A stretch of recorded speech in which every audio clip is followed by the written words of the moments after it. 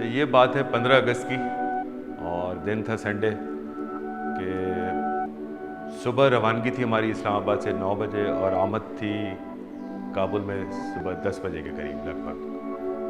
سب حالات نارمل تھے اور نارمل ہماری لینڈنگ بھی ہوئی وہاں پہ, جہاز پارک کیا. جب پیسنجرس آن بورڈ ہوئے تو اس کے بعد پھر ہمیں ایئر ٹریفک کنٹرول کی طرف سے یک لخت انہوں نے سب کو ایٹ اے ٹائم کال کر کے کہا کہ جی tower is under control, under the ground attack. اس کے بعد 2 گھنٹے کے لیے وہ غائب ہو گیا, کوئی جواب نہیں. اس وقت آئی واز کانفیڈنٹ کیونکہ جب میری کمپنی سے بات ہوئی تو ہم نے کہا کہ جی فیملی کو پیغام دے دیں کہ وی آر اسٹک, انشاءاللہ ول بی بیک. 3 ساڑھے 3 بج رہے تھے.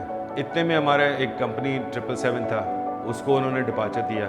اس کو بھی کافی دیر کھڑا رکھا وہاں پہ رن وے پہ, لیکن پش بیک دے کے وہاں پہ بہرحال فائنلی ڈپارچر دے دیا اس کو. پھر قطر ایئر ویز کا تھا, اس کو انہوں نے ڈپارچر دیا. پھر ایئر انڈیا کا جہاز تھا, اس کو انہوں نے ڈپارچر دے دیا.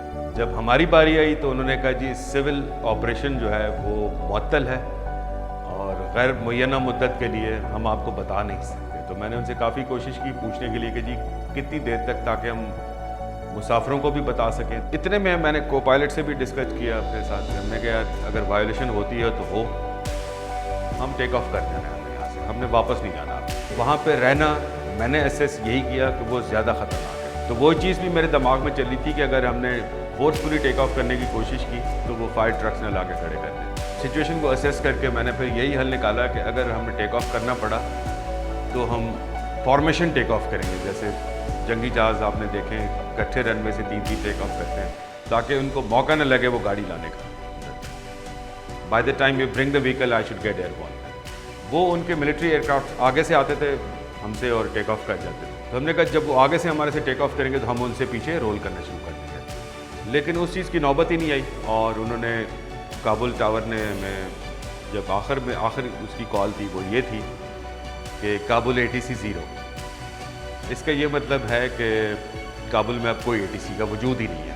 آگے سے جو جہاز جا رہے تھے میں نے ان کے پیچھے پھر جہاز دوڑانا شروع کر دیا. اور پھر میرے لیے ایک اور چیلنج تھا کہ ٹیک آف کے بعد دوسرے جہازوں سے ہم نے سیپریشن بھی رکھنی تھی. جب میں ایئر بورن ہوا تو وہ 200 فٹ پہ تھے تو میں ان کے پیچھے جانے لگا. تو میں نے پھر وہاں سے جہاز کو رائٹ کی طرف ٹرن کیا. جو ہی رائٹ کی طرف ٹرن کیا تو تھوڑا سا مجھے کلائم ملا, 700-800 فٹ پہ آیا ہوں گا. تو ایک گن شپ ہیلی کاپٹر تھا جسے ٹیکیس آیا ہمیں. پھر وہاں سے میں نے مزید رائٹ ٹرن کیا. دیکھیں وہ ٹیکیس کو میں اس لیے بھی نہیں فالو کر سکتا تھا کیونکہ ٹیکیس جو ہے نا وہ اس کی لمیٹیشن ہے 2 جہازوں سے آپ کو سیپریشن دیتا ہے, 4 یا 5 سے نہیں دے سکتا کیونکہ it was traffic all around Kabul. Halley copters تھے, لائٹ ایئر کرافٹ سے, کچھ لوگ اونچے اڑ رہے تھے, کچھ لوگ نیچے اڑ رہے تھے. اور پھر میں نے جب واپس رائٹ کی طرف موڑا تو پھر 2 شروکس اور نظر آئے. وہاں سے پھر ہم بچتے بچاتے اس طرح, وہ بھی ایک تھوڑا بہت تھا چیلنج, لیکن کرنا تو تھا. بہرحال we were determined and we had to do this. بس جو ہی فضائی حدود ہم نے کراس کی اور سانس میں سانس آیا ہمارے. اللہ کی مدد شامل تھی, لوگوں کی دعائیں ہمارے ساتھ تھی, فیملی کی, دوست احباب, PIA کے لوگ. میں جس چیز کا شکریہ ادا کروں بہت کم ہے. سب سے پہلے جو میری چیز دماغ میں آئی, اگر ہم خدا نہ خواستہ یہاں پھنس گئے تو یہ PIA کا نیشنل فلیگ کیریئر ہے, جہاز پاکستان کا جہاز ہے.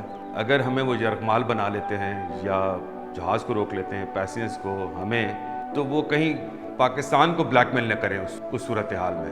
وہ موقع نہیں دینا چاہیے کسی طریقے سے. اس لیے آئی واز ڈیسپریٹ کہ کسی طریقے سے وہاں سے ہم ٹیک آف کر جائیں. اگر میں اس وقت پھنس جاتا تو میں وہ کام نہیں کر سکتا تھا جو امریکنز نے کیا کہ لوگوں کے اوپر جہاز چڑھا رہے ہیں.